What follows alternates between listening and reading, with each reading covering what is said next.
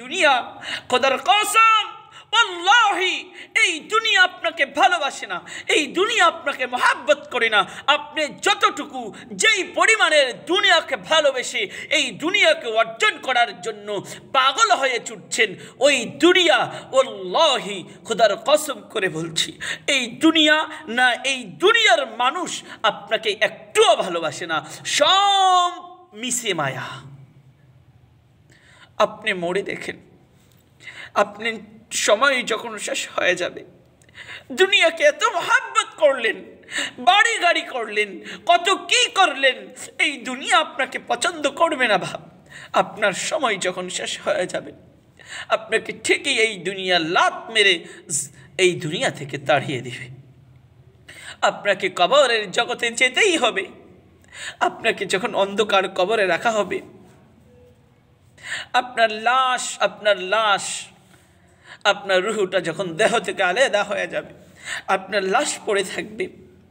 আপনি যাদের জন্য শ্রম দিলেন, নামাজ পড়লেন, রোজা ছাড়লেন, হায় দুনিয়া দুনিয়া বলতে বলতেই সারাটা জীবন কাটিয়ে দিলেন, টাকা পয়সার পিছে ছুটতে ছুটতে সময় শেষ করে দিলেন, ওই সন্তানগুলো আজকে আপনার পাশে থাকবে না, আপনার পাশে আর কেউ থাকবে না।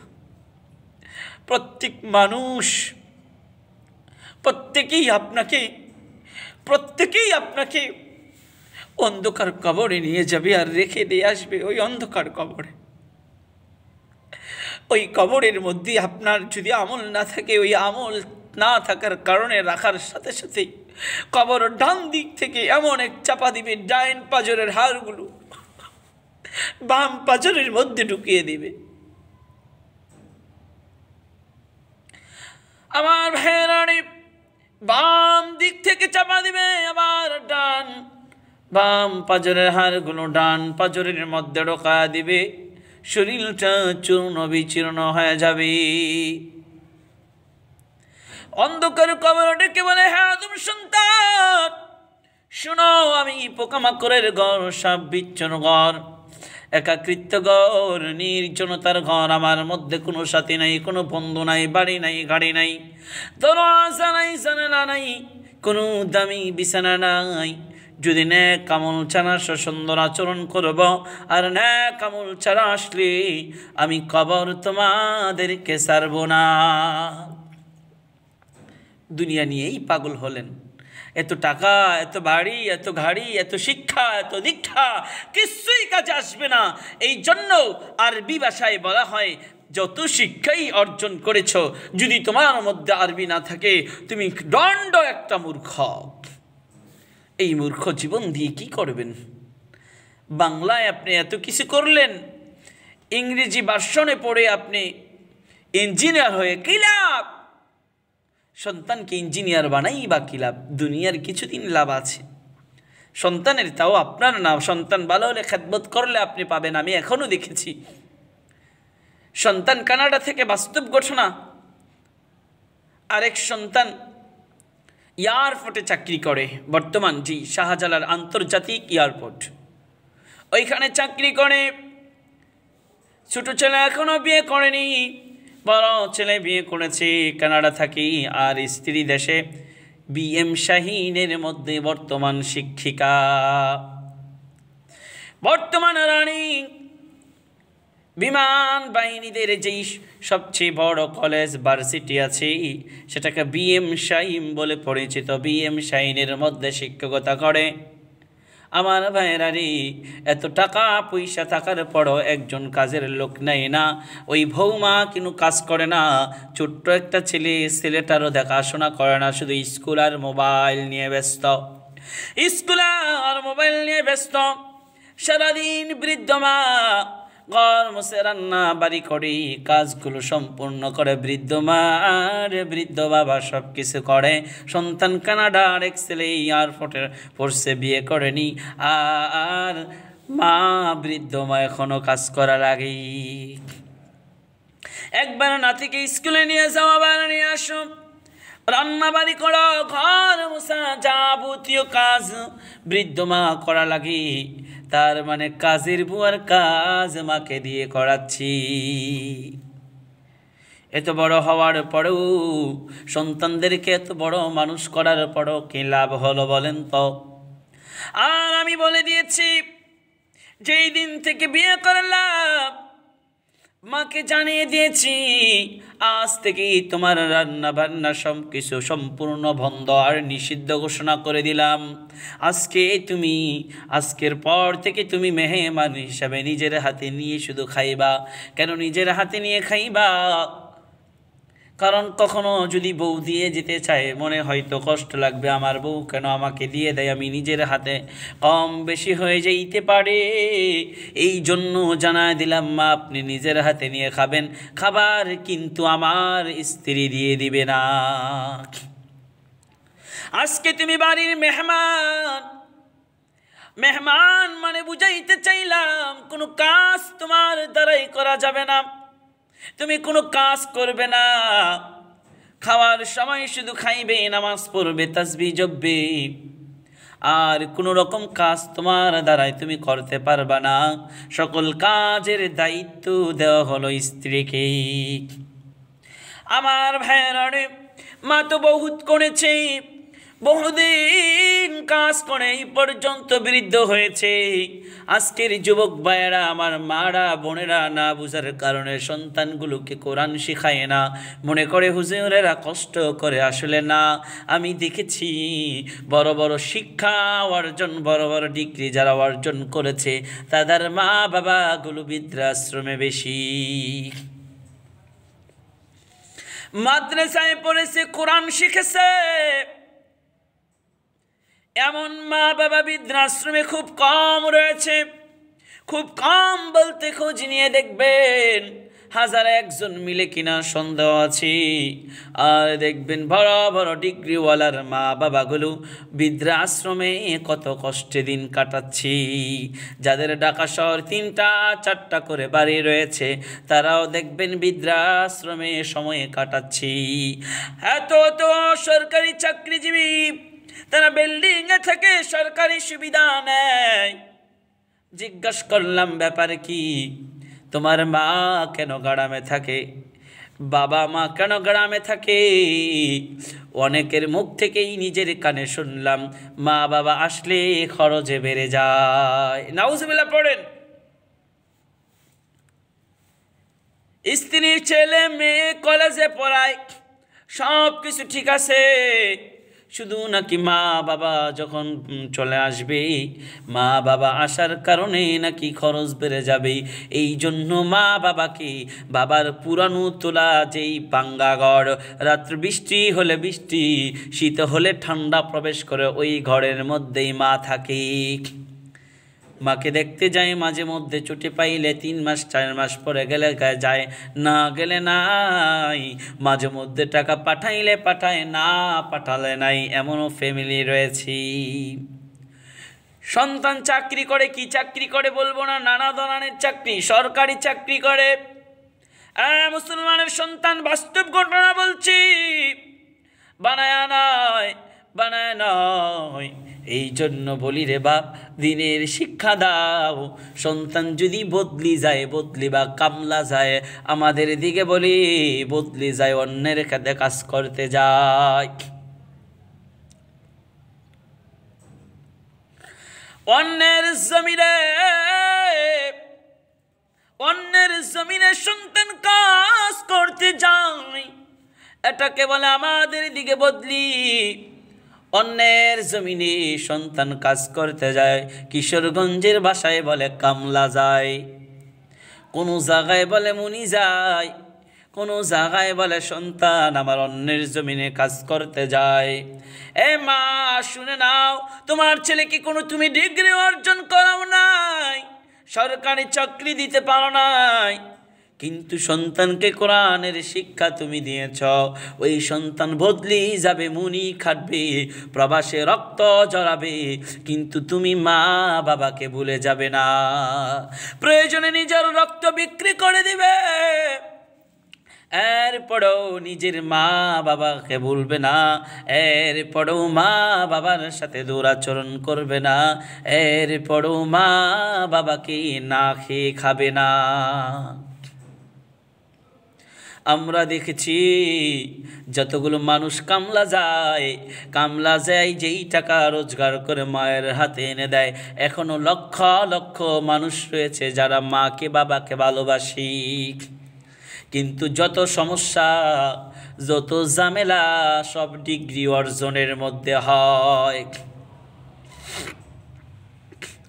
যত ঝামেলা হয় সব কিছু ডিগ্রি অর্জনের মধ্যে হয়, সব কিছু বড় বড় চাকরিজীবীদের মধ্যে হয়, কারণ তাদের চাকরি একদিকে বড় বড় মোটা অঙ্কে টাকা পায়, চাকরিকে তো লাগতেই হবে, চাকরি একদিকে, সন্তান আরেক দিকে।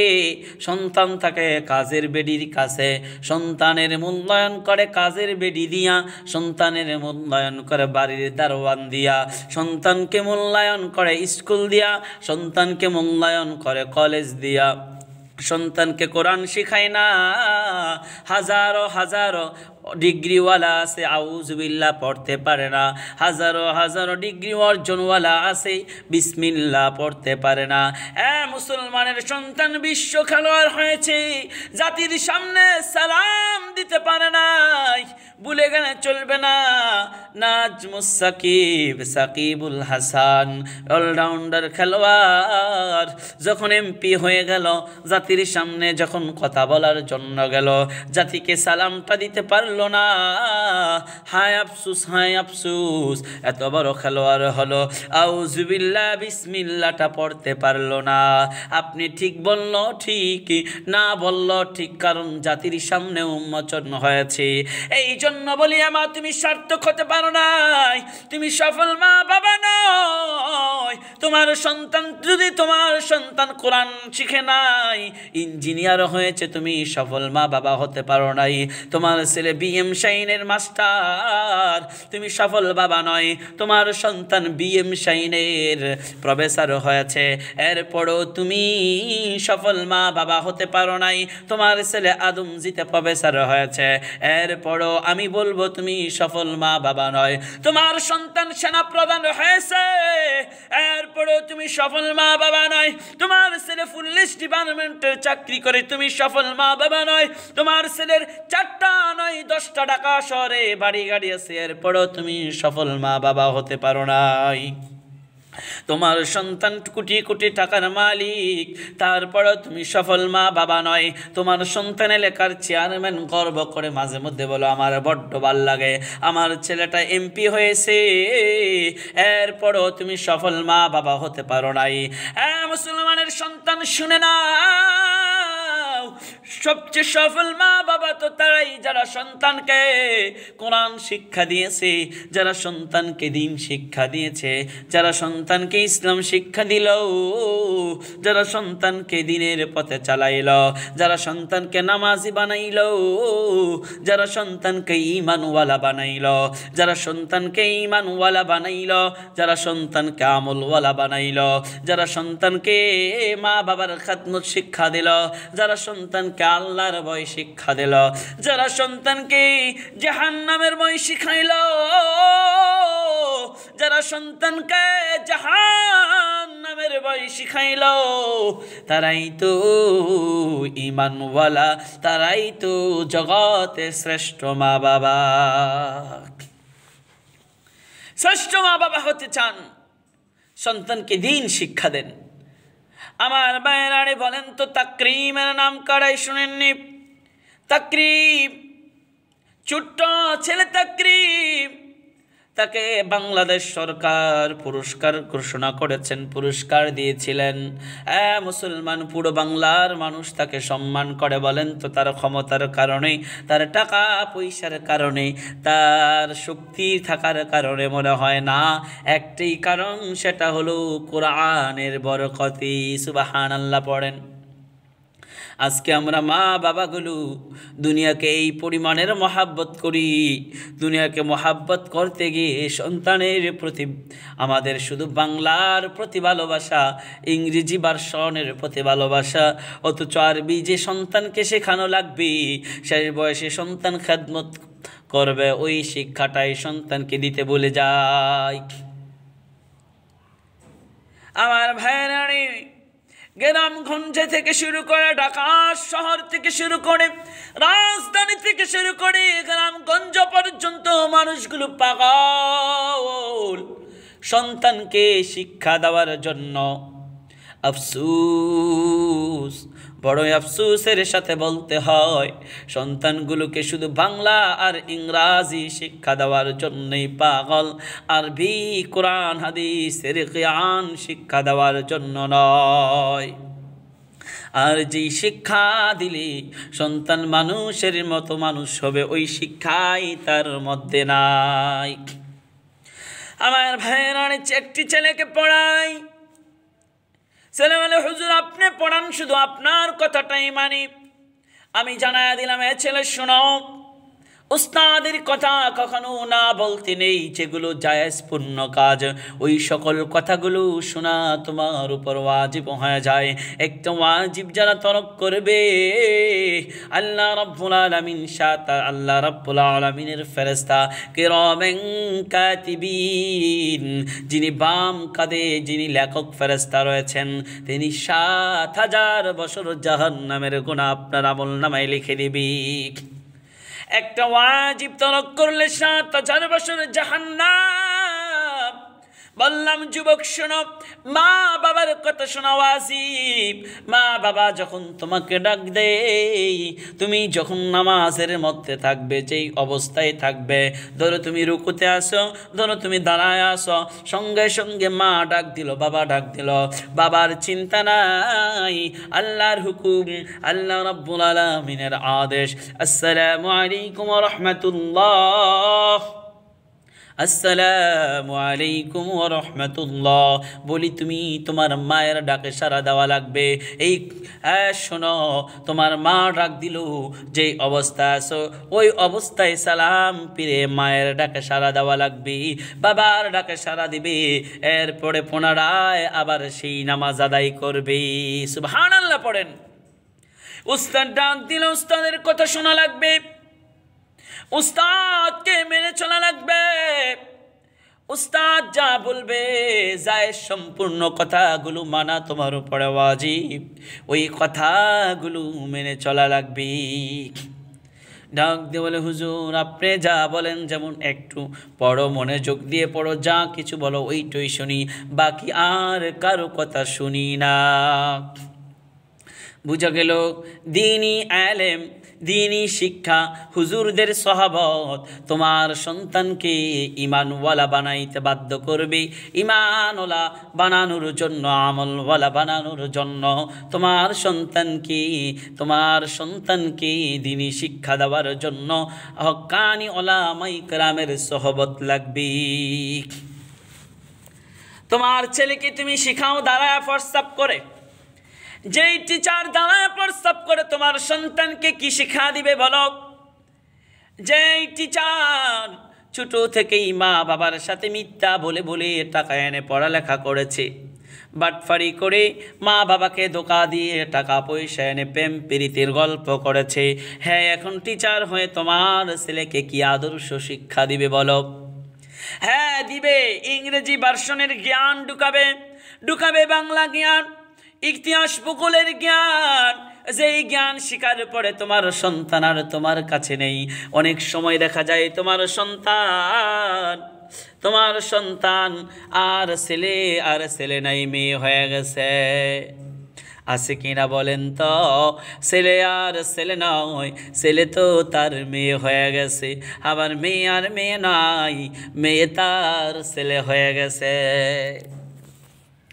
এমন হয় কিনা বলেন? এমন হয় কিনা বলেন? বড় বড় বিশ্ববিদ্যালয়গুলোতে তাকিয়ে দেখো, সমকামিতাকে প্রমোট করে, তারা শরীফ থেকে শরীফা হতে চায়, আবার শরীফা কখনো শরীফ হতে চায়। এই শিক্ষা গ্রহণ করলে কেমন করে তোমার সন্তান তোমার খেদমত করবি? শুধু কি তাই, খেদমত নাওই করলো, বাদ দিলাম, কবরে আল্লাহ রাব্বুল আলামিনের কাছে কি জবাব দিবেন?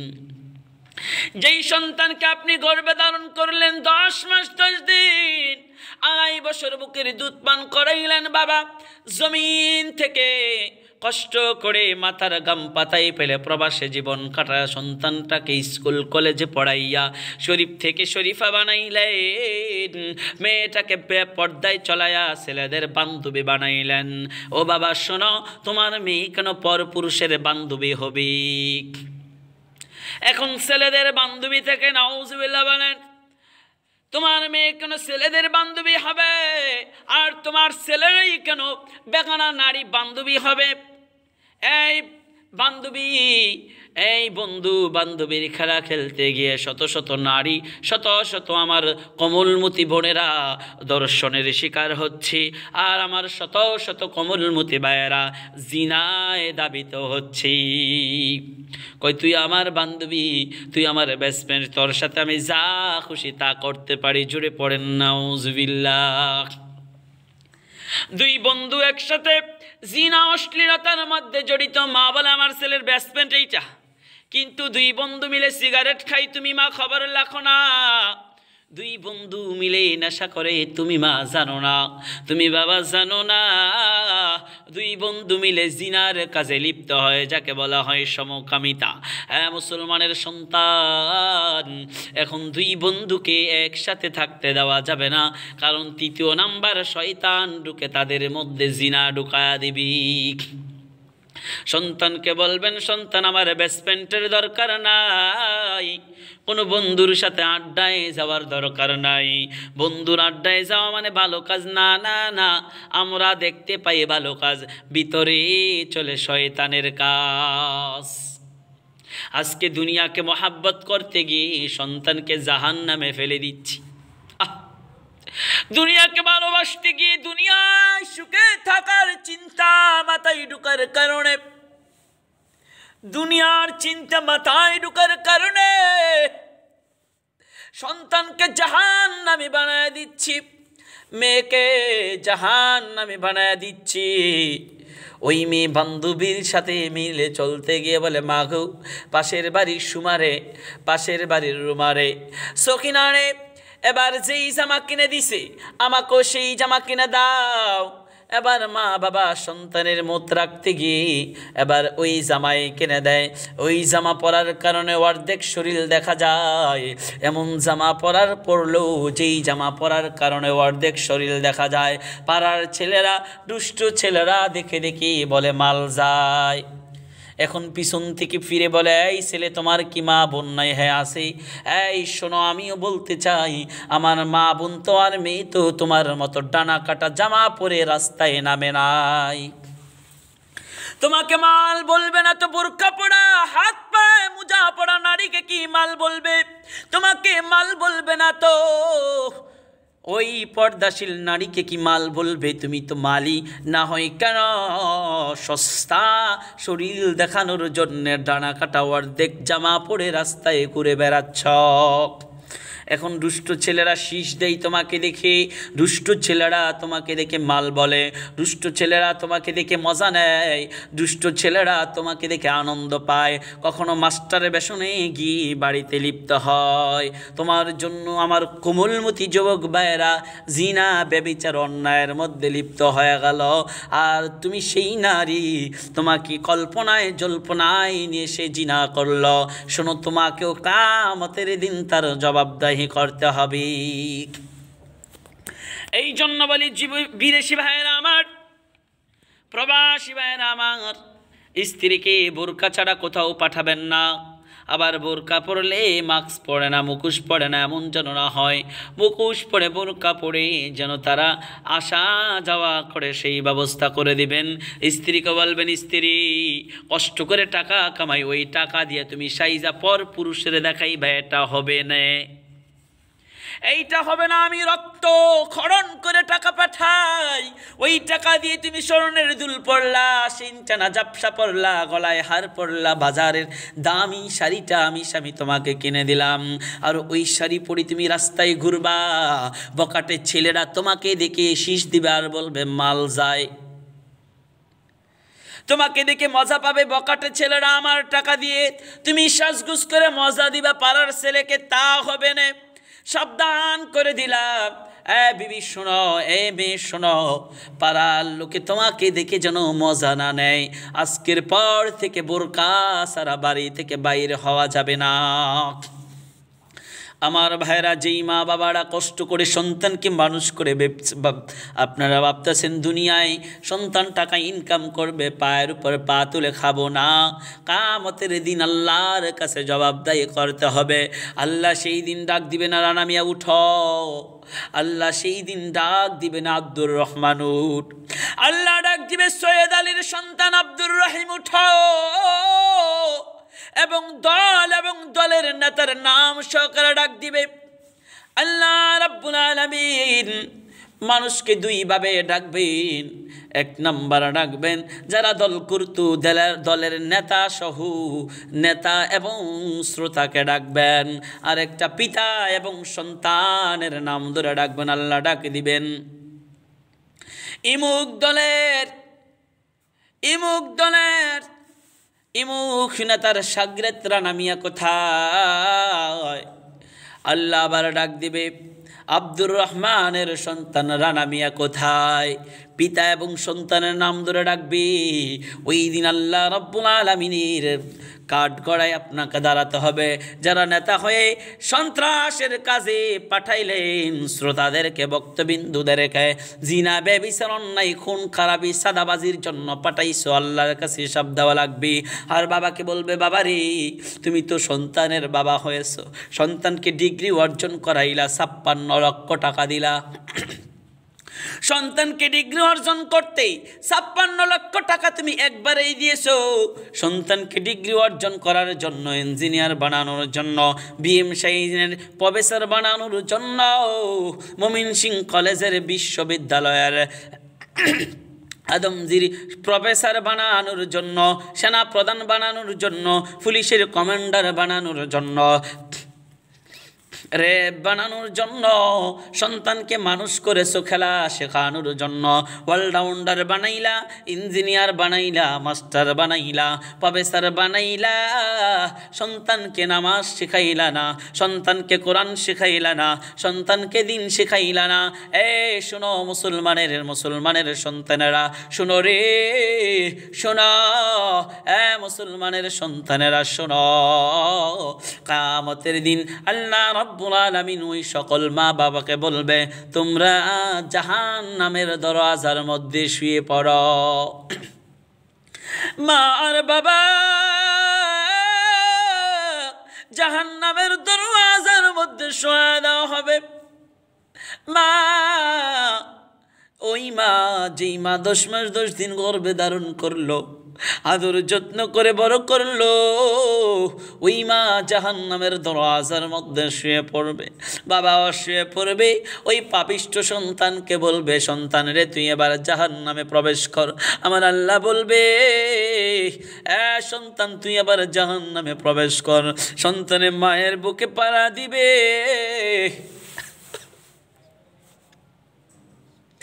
সন্তান মায়ের বুকে পাড়া দিবে, বাবার বুকে পাড়া দিবে। যেই বাবা কষ্ট করে মাথার গাম পাতায় ফেললো, নতুন জামা ঈদে ক্রয় করলো না, নিজের শখ আহ্লাদগুলো সব ছেড়ে দিল সন্তানের জন্য। বাবা কখনো সিরা জামা দিয়ে ঈদ করেছে, নতুন জামা ক্রয় করে নাই। সন্তানের সময় আনার জন্য বাবা, সন্তানের ঈদের জামা ক্রয় করার জন্য বাবা কিস্তি থেকে টাকা উঠায়। কত বাবা সন্তানের আনন্দের জন্য কর্জ টাকা নেয়, টাকা নাই বলে। ওই সন্তান বুকের মধ্যে পাড়া দিবে। ওই সন্তান বুকের মধ্যে পা রাখবে। ওই মার কলিজাটা ছিঁড়ে যাবে গো। বলবে, এই জন্যই কি সন্তান গর্ভে নিয়েছিলাম আমি মা। বাবার বুকে পা রাখবে। বাবা বলবে, এই জন্যই কি সন্তান লালন পালন করেছিলাম। নিজে কোনোদিন ভালো কিছু খাইলাম না, সন্তান হওয়ার পরে যেমন অন্যরকম হয়ে গেলাম। যেই ছেলেটাকে দেখা যায় নিজের রাজ্যে নিজেই রাজা, তার চুলের স্টাইল, তার পোশাকের স্টাইল, গেঞ্জির পরে গেঞ্জি, জামার পরে জামা, টি শার্টের পরে শার্ট, বাট এলাকাতে মানুষে আবার কখনো নায়ক বলে ডাকতো, কখনো নায়ক বলে ডাকতো, কখনো সুপারস্টার বলে ডাকতো। ওই যুবকটাই যখন বিয়ে করলো একটু অন্যরকম হয়ে গেল। ওই যুবকটাই যখন বিয়ে করলো, যখন সন্তান ছেলে মেয়ে হলো, ওই যুবকটাই সিনেমার হলে যাওয়া বন্ধ করে দেয়, ওই যুবকটাই দামি পোশাক পরা বন্ধ করে দেয়, ওই যুবকটাই মনে করে আমি টি শার্ট না কিনে সন্তানের টি শার্ট ক্রয় করি। ওই যেই যুবকটা মাসের পর মাস জুতা ক্রয় করতো, জামার সাথে ম্যাচিং করে জুতা পরতো, ওই যুবকটাই বলে আমি এখন আর জুতা ক্রয় করব না, এইবার ঈদ আমার পুরান জুতা দিয়ে হয়ে যাবে, এবার এই আমার সন্তানের জন্য দামি জুতা ক্রয় করতে হবে, আমার মেয়ের জন্য দামি জামা নেওয়া লাগবে, আমার সন্তানের জন্য দামি শার্ট কেনা লাগবে, আমার মেয়ের কানের দুল কিনা লাগবে, আমার স্ত্রীর জন্য নতুন শাড়ি ক্রয় করা লাগবে। ওই যুবকটাই নিজের প্যান্ট ক্রয় করে না, ওই যুবকটাই নতুন শার্ট ক্রয় করে না, ওই যুবকটাই সন্তানের সুখের জন্য বাজার থেকে ভালো কিছু খায় না। যেই যুবক বন্ধুদের আড্ডায় লক্ষ লক্ষ টাকা উড়াইতো, ওই বাবা হওয়ার কারণে এগুলো বন্ধ করে দিয়ে সন্তানের মঙ্গল কামনার জন্য টাকাগুলো ব্যাংকে রাখা শুরু করলো। ওই টাকা দিয়ে সন্তানের বাড়ি গাড়ি, ওই টাকা দিয়ে সন্তানের সুখের জন্য বাবা স্বপ্ন দেখা শুরু করলো। সুন্দর একটা বাড়ি করে দিল, ইঞ্জিনিয়ার বানাইলো, মাস্টার বানাইলো, ওই সন্তান এত কিছু শিক্ষা দিল, কিন্তু ভুল ক্রমে বাবা সন্তানকে দিন শিখাইল না। হুব্বুদ দুনিয়া রসকুল্লি হিকমা, দুনিয়াকে মহাব্বত করার কারণে বাবা সন্তানকে দিন শেখাইল না। এখন কিয়ামতের ময়দানে জাহান্নামের দরওয়াজায় সন্তানের কারণে মা আর বাবা শোয়ানো, মাকে আর বাবাকে শোয়ায় দেবে ওই বাবা যেই বাবার গল্প করলাম, জাহান্নামের দরওয়াজায় শোয়ায় দেওয়ার পরে সন্তান আমার বাবার বুকে মার বুকে পাড়া দিয়ে জাহান্নামে প্রবেশ করবে। ডান হাতে মা, বাম হাতে বাবাকে ধরবে, ডান হাতে ধরবে, বাম হাতে বাবাকে ধরে টেনে টেনে জাহান্নামে নিয়ে যাবে। মা বলবে সন্তান আমার আমাকে নিয়ে যেও না, আমাকে নিয়ে যেও না। বাবা বলবে বাবা রে আমাকে জাহান্নামে নিয়ে যাস না রে বাবা। সন্তান কি আর তখন কথা শুনবে? সন্তানের কি দুনিয়ার মতো মায়া থাকবে? না। মুসলমানের সন্তানেরা শোনো, আমার ভাইয়েরা, আমার বোনেরা, আমার প্রবাসী ভাইয়েরা রে, কিয়ামতের সেই সময় সন্তান মাকে জোর করে, বাবাকে জোর করে নিয়ে নিজে জাহান্নামে প্রবেশ করবি। এমনভাবে সন্তানকে মানুষ করিয়েন না যেইভাবে মানুষ করলে সন্তান মা বাবা থেকে দূরে চলে যায়। অস্ট্রেলিয়া থাকে, কানাডা থাকে, তার 3 ছেলে, প্রথমেই বলেছিলাম ঢাকা বিশ্ববিদ্যালয়ের প্রফেসরের কথা। তার 3 সন্তান থাকার পরেও বর্তমান অবস্থান তার, তিনি মরেনি, এখনও বেঁচে আছে, বৃদ্ধাশ্রমে আছে। তিনি কান্না করে সাংবাদিকদেরকেই বলেছিলেন এই কথাগুলো। ওইখান থেকেই শুনে আমি আপনাদেরকে জানিয়েছি। আমার ভাইয়েরা, এই জন্য বলবো, অনুরোধ করব, সন্তানকে দিনী শিক্ষা দেন, এরপরে যার যেইটা বানানোর বানান। কোরআনের সাথে, ইসলামিক শিক্ষার দীক্ষার সাথে আপনি পুলিশ বানান, সেনাবাহিনী বানান, নৌবাহিনী বানান, সেনাপ্রধান বানান, যা খুশি বানান, ডাক্তার বানান, ইঞ্জিনিয়ার বানান, কোরআন হাদিস যেন তার ভিতরে থাকে, ঈমান যেন থাকে, যেন বেঈমান না হয়। যদি বেঈমান হয়, শুধু বেঈমানি আপনার সাথে নয়, গোটা জাহানের সমস্ত মানুষের সাথে সে বেঈমানি করবে, এমনকি আল্লাহর সাথেও বেঈমানি করবে। আল্লাহ রাব্বুল আলামিন, সময় হয়ে গেছে, সময় সংকটের কারণে আলোচনা সমাপ্ত করছি। প্রিয় ভাইয়েরা আমার, আরেক গ্রুপে আলোচনা আছে, বিজিপি গ্রুপে, আপনাদের সকলের দাওয়াত মোনাজাত শেষে ইনশাআল্লাহ ওইখানে চলে যাব। প্রিয় ভাইয়েরা আমার, দীর্ঘ সময় আলোচনা করেছি, বাস্তবতা নিয়ে আলোচনা করেছি, সব বর্তমান সমাজের বাস্তবতাটাকেই তুলে ধরার চেষ্টা করেছি। আমরা চাই যতটুকুই বুঝতে পেরেছি, রব্বে কারিম আমাদের প্রত্যেকের আমল করার তৌফিক দান করুক। সবাই বলে আমিন, মাশা আল্লাহ, আলহামদুলিল্লাহ। আল্লাহ তাআলার কাছে লক্ষ কোটি শুকুর ও সুজুদ যে আল্লাহ তাআলা আমাদের সবাইকে দীর্ঘ সময় একত্রিত আলোচনা করার এবং শ্রবণ করার সুযোগ দান করেছেন।